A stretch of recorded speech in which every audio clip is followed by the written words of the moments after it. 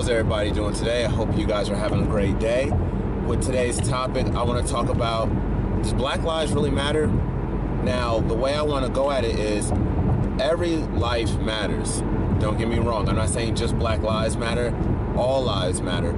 I hate when people say all lives matter because I feel like you're trying to combat Black Lives Matter. But what I want to say is that I'm not supportive of Black Lives Matter.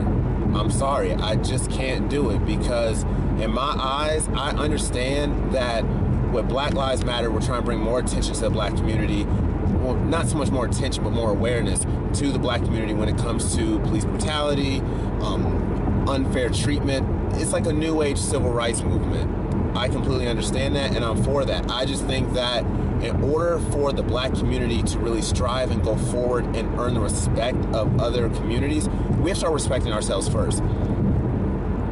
It's funny that it seems like every time it's another ethnicity, race, religion coming after Black people, that's when we all want to stand together and say Black Lives Matter. But how come we don't have the same energy when we kill each other more than any other race? Look at Southside Chicago.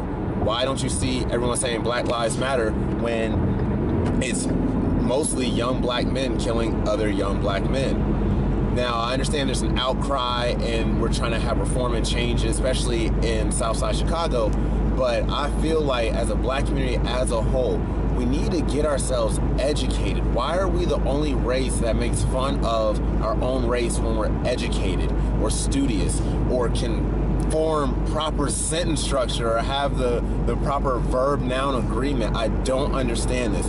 For the longest time in the Black community, I got ridiculed because they say I talk white. What does that really mean? I completely understand if you say, well, you know, you sound very educated for yourself. I understand that, but when you come with the term saying that, you know, you talk white, that makes it sound like talking Black or ghetto is less than talking white, and white is more superior. But we don't look at it that way. Why do we make fun of each other for trying to prosper and be more educated? Education is the key. Education is what pushes you to go forward as an individual and as a group of people. Education is what helps you build the foundation for your life and for your well-being. With that being said, you know, we can't rely on the jail system to be the only way for a Black male to get an education. Don't rely on a GED. I understand that inner city schooling is not the best, but something has to be working, because if city schools were not working, that means that every single student would fail. But there are those that are able to achieve greatness even coming from a lower income or lower societal schooling system. I think, yes, schooling has a big part in trying to educate and keep the student a part of the educational community, but it has a lot to do with parenting also. But that still comes back down to education. If your parents aren't educated, why would you want to be educated? I have the benefit of growing up in the suburbs, okay? So when I walk out my door, all I see is doctors, dentists, lawyers. You know, the school that I went to, you got made fun of if you were trying to be stupid or a class clown. You know, the norm was being smart. Whereas, you know, if you live in a lower income community, you know, you see drug dealers, pimps, whores, prostitutes. I completely understand that. But this is where, as a community, we need to step up as a whole. Let's not rely on reparations, because honestly, if the Black community got reparations, Gucci would sell out. Louis Vuitton would sell out. Okay, let's keep it 100. The Black community is still focused too much on material things. Straight up, I don't care what you want to argue, the Black community is too concerned with material things. Whereas other communities, you know, we want to say, well, you know, the Black community, we've been held back, you know, due to slavery. Okay, I understand 300-400 years of suffrage. I understand that. But considering the Jews were enslaved during Jesus' time, I'm sorry, that's thousands of years, okay? And for some funny reason, I guess Jews all stuck together and were able to prosper. There was something also called the Holocaust that also affected Jewish people as well. I'm just saying. So they're able to prosper. You know, last time I checked, when's the last time you've seen someone homeless on the street that was Indian, that was Mexican. You know, you really don't see that. Now, you can ridicule and criticize Mexican people all you want to, but last time I checked, they always have jobs. Somebody in the family always has a job. Either a cousin or uncle knows how to fix a car, they work fast food, they work in the fields, take all the lower level jobs that no white or black American want to take, but yet they get criticized. But yet you'll see a whole bunch of black people that will stand outside either asking for change. And it's not just black people, but since I'm black, I can say black people, but they don't mind panhandling.